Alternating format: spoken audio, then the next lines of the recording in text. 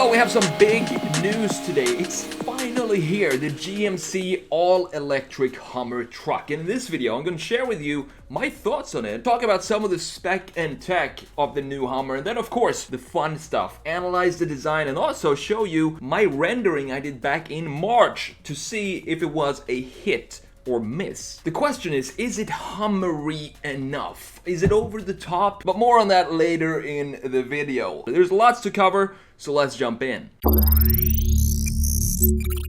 Well, the Hummer is back, but it's not the gas-guzzling, bare-bones, single-purpose ex-military vehicle that we had in the H1. This time, it's an all-electric luxury off-roader with 3 electric motors putting out an incredible 1,000 horsepower and 11,500 pound-feet of torque, a 350-mile range super truck with a 0 to 60 time of 3 seconds. That's 3 seconds in a stock Hummer. What a time to be alive. The Hummer EV will initially be offered in the fully equipped Edition 1 trim package, and this will go on sale for a suggested price of $112,595, which might seem a little steep. But you have to keep in mind that this is GM's first vehicle to feature the new modular electric vehicle platform and battery known as the Ultium. That in combination with the performance number and the capabilities both on and off-road, it's actually starting to make a little more sense. And keep in mind that this is the top trim level. The Hummer EV will be available in 4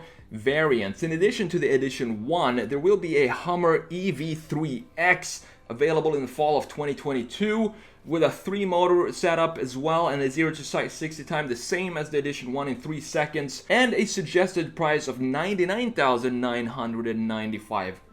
Then we have the EV3X in spring of 2023 with crab mode, extract mode, and a price of $89,995. The cheapest variant, cheapest if you can call it that, will be the Hummer EV2, which will be available in spring of 2024 with 2 motors instead of 3, and this will be priced at $79,995. So we have a range from $79,995 all the way up to $112,595 for the Edition 1. But the good news here is that all of these 4 trim levels are expected to have the same range, which is about 350 miles of range on a full battery. And I think in the end, that's a little bit more important than whether the Hummer will do 0 to 60 in 3 or 4 seconds. It feels like GM got their priorities right on this point. Now, I get that these are not cheap trucks by any means, but I'm kind of okay with that. It's new technology, new innovations, and exciting times for the car industry. For normal people like you and me,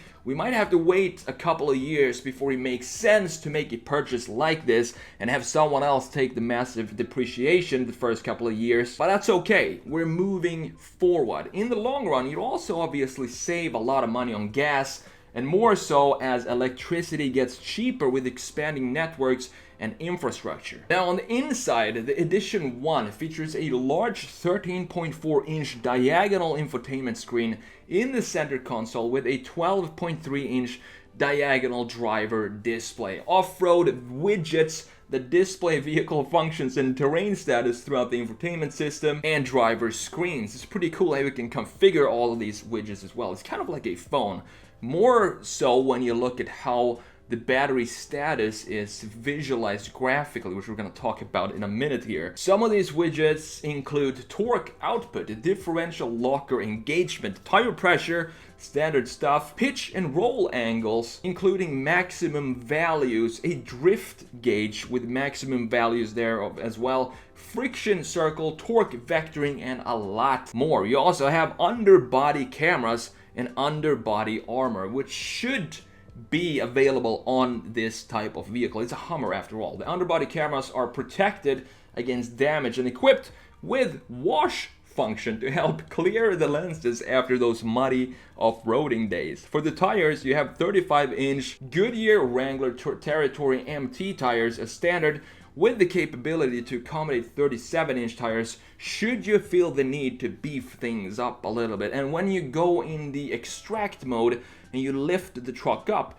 it kind of looks like the 35s look a little too small. So I would love to see it with 37-inch tires. But who cares about any of that stuff? Let's talk about the fun stuff. Let's jump into Photoshop and have a look at the design of the Hummer EV. First of all, I want to show you my version of the Hummer that I did back in March and compare it to the official Hummer EV here. So, of course, at the top here, you have the official Hummer, and at the bottom is my rendering from March of this year. And I got pretty close, but at the same time, they gave us the whole LED front, so that was kind of easy to just figure out that part. But other than that, there are some differences here that I want to talk about, and more specifically, the side view here. I can't say that it's a beautiful car, but then it's a Hummer, so it's not supposed to be beautiful. It's not what a Hummer is. It's supposed to be rugged, functional, and just overall beefy. And here, as you can see, it looks pretty stripped down when it comes to the graphics, but I kind of wish it was even more stripped down than this. And what I mean by that is, look at the fenders here, for example. We have some really beefy fenders that sticks out far to house these big wheels. And it works great in the front when you have the front fender, because this line right here, it follows this beautiful chamfer that starts at the end of the C-pillar right here. As you can see, it goes all the way here and then into this line right here, which creates the extension of the fender in the front. But if we do the same thing in the rear, we see that this line right here, it doesn't have any friend or anything to go to in the rest of the body. It just ends in a very annoying way, and I want to try to fix that, to have this line follow some other line or integrate it better in the rest of the body of the car, just like we have in the front right here. This is actually beautifully done, this chamfer and this line that continues all the way down here. You could possibly say that this line continues here and even goes down in the bottom here and then creates the rear fender like this. That could be an argument for why it looks like this, but at the same time, I want to have some better end point for this part right here, because I feel like it's trying to be organic and at the same time trying to be very rugged and Hummerish, and it's kind of clashing, and it doesn't work in my opinion. So let's see what we can do about that real quick.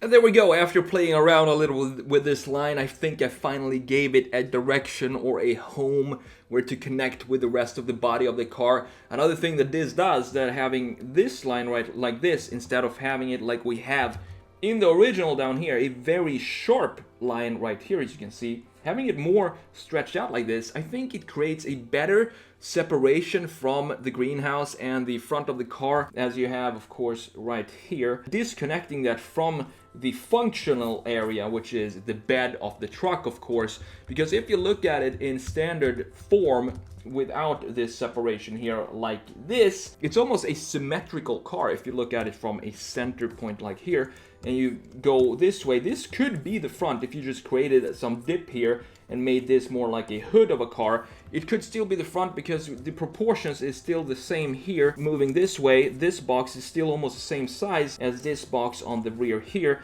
and this center part also, we have the A pillar and the C pillar being in the same angle, so creating a more of a distinction between what's the front and what's the rear graphically, like we did with this styling right here. I think that just benefits the design overall. So to sum it up, I think the graphic designers had a lot more fun working on this car than the industrial and the automotive designers. It's like the management gave complete freedom to go nuts with the graphics, which is always fun and interesting, because the closer you look at cars like this and the closer you look in the details, the more kind of small golden nuggets you'll find all over the place. For the overall design, you know, it's a Hummer. I think it's pretty close to what we all expected it to be like and look like. Now, I know it's not an electric vehicle, but if I had to choose one car to go explore the mountain passes of Colorado in, I'm going for the Ford Bronco. Not only is it less than half the price of an Hummer EV, it feels like it has more of a soul. And how can you say no to that awesome, spot-on retro-inspired design? If the graphic designers had a blast with the Hummer, the Bronco is a celebration of a great automotive design.